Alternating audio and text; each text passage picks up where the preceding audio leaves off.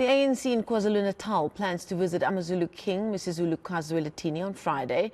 This in an effort to apologise on behalf of the party following the now infamous mic-snatching incident between the ANC KZN Chairperson Sboniso Duma and the AmaZulu Prime Minister Thulasizwe Buthelezi. The ANC's Bheki Mtolo has defended Duma's actions, saying if he hadn't grabbed the mic, Buthelezi would have ruined the event. eNCA's Lethiwe Mdluli tells us more. In fact, the ANC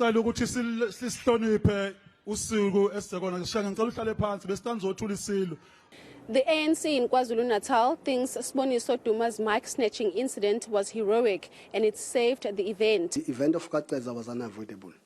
I think the chair of the ANC it did a heroic deed there, because if it didn't do what it did, that event was going to be worse. What was going to happen from now, because you can see that it is a plan towards elections. Firstly, during a media briefing, Mtolo said the party recognizes the fact that the incident shouldn't have taken place in the presence of AmaZulu King and party president Cyril Ramaphosa.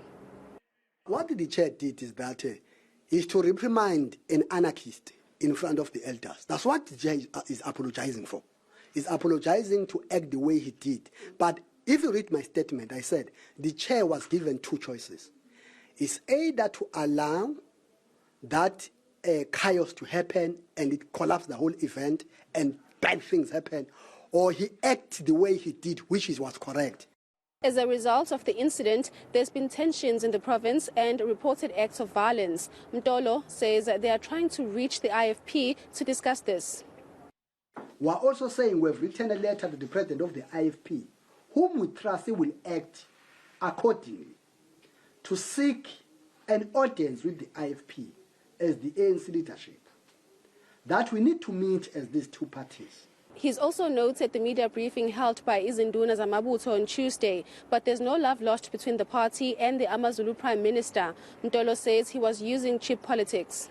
KwaZulu Amakhosi and this Paganiswa Act 9 of 1990, the same does not recognize this position. And it is a law, again, which was promulgated when Prince Mangosuthu was the leader of KwaZulu government. Many have said that the incident might result in the ANC losing votes in KwaZulu-Natal.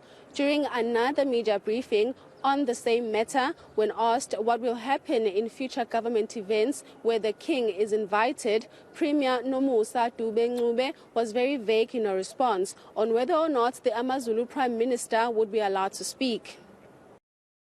Traditional Prime Minister is not the Premier's traditional Prime Minister. It's the King's Prime Minister. It's still not known whether the IFP will accept the invitation to a meeting with the ANC. Lethiwe Mdluli, Durban.